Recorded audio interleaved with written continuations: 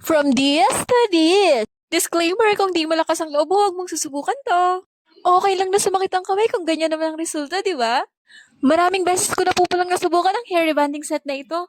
Huwag po kayong mag-alala dahil ilalagay ko po ang link sa comment section. May direction naman po sa likod niyan. Sundin niyo lang po para hindi kayo maligaw. At narito pa po ang mga bagay na kailangan nyong ihanda.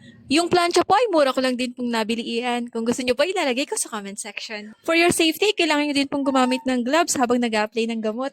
Ang status po pala ng buhok ni model ay virgin. Manipis ang strand at kinky. At medyo makapal ito. At dahil virgin pa ito, kailangan kong i-apply ang gamot ng 40 minutes to 1 hour.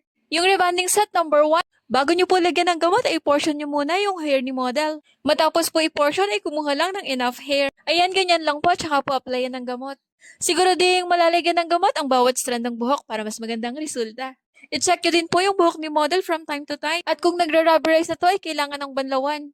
Kukuha ka lang ng strand ng buhok para matest kung nagre-rubberize na ba ito. Pagkatapos ay banlawang maigi. Pagkatapos cream silk ka na ay banlawan ulit. Pagkatapos ay blow dry na po ito. Dapat ay 100% na tuyo ng buhok ni model bago po planchahin. Kung 100% tuyo na ang buhok ni model ay pwede na po itong planchahin. Kuha lang din po ng enough hair sa pagplancha. Kagaya po ng nakikita nyo ngayon. Kung ano pong proseso yung ginawa natin sa hair rebonding set number 1, ay ganyan din po yung gagawin nating proseso sa hair rebonding set number 2. Take note po, kung pagbabad ko po pala sa hair rebonding set number 2, ay 30 minutes ko na lang pong ibinabad yung buhok ni model dahil mabilis nang nag-react ang gamot at nag-rubberize na agad. Pag ganun po, ay banlawan na agad ng running water. Pagkatapos pumuling banlawan, ay kailangan itong cream silk. Pagkatapos itong cream silkan, ay kailangan po ulit itong banlawan. Ang kagandahan po pala ng buhok ay nasa pagpaplansya po ninyo. Kaya siguraduhin nyo pong naplansya nyo ito ng maigi. Wow, handa!